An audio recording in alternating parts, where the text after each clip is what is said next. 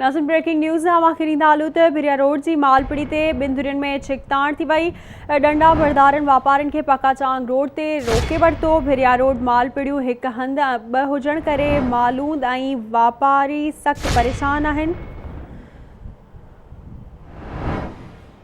Police वापारियुनि ऐं मालवंदनि खे पंहिंजे रहमो करम ते छॾे ॾिनो आहे। हिकु भेरो ॿीहर अव्हांखे ॿुधाईंदा हलूं त भिरिया रोड जी मालपड़ी ते ॿिनि धुरियुनि में छिकताण पैदा थी वई। डंडा बरदारनि वापारियुनि खे पकाचांग रोड ते रोके वरितो। भिरिया रोड मालपड़ियूं हिकु हंधि ॿ हुजण करे मालवंदनि ऐं वापारी सख़्त परेशान आहिनि।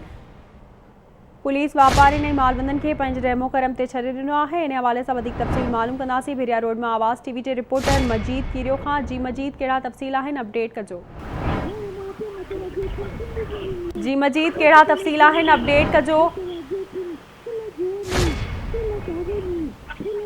मजीद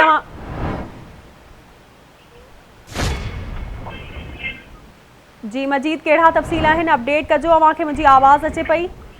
जी बिल्कुल, भिरिया रोड शहर में हर हफ़्ते छंछर जे ॾियारे लॻंदड़ मालपड़ीअ जो हिकु नओं ठेकेदार इमदाद राजपर इनायत राजपर उहे साम्हूं अची विया आहिनि, जंहिं सबबु ॿई पिड़ियूं आम्हूं साम्हूं लॻण जे करे छिकताण तेज़ थी वई आहे। पुलिस जा अटाला हिन वक़्तु जेको आहे भिरिया रोड में मौजूदु आहिनि ऐं हिकु बिरादरी जा जेको राजपर बिरादरी जा लठ बरदार बि जेको आहे उन जेको आहे पिड़ी में मौजूदु आहिनि।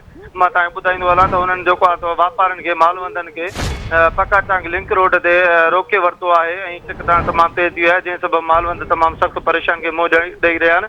मां तव्हांखे इहो ॿुधाईंदो हलां त मार्केट कमेटी पारां ॿिन्ही धुरियुनि खे जेको आहे हिकिड़े ई ॾींहं ते लाइसेंस जारी करण जे करे इंसानी जानियुनि समेत जहिड़े जो तमामु ख़तरो वधियो आहे। पुलिस इंतज़ामिया हिन वक़्तु जेको आहे पकाचांग रोड समेत जेके ईंदड़ वेंदड़ जेके आहिनि रस्ता वग़ैरह उन्हनि ते बि जेको आहे पुलिस हाई अलर्ट करे छॾिया आहे वधीक जहिड़े जा इम्काननि जे करे। जी ठीकु आहे, वॾी महिरबानी अव्हांजी अपडेट करण लाइ।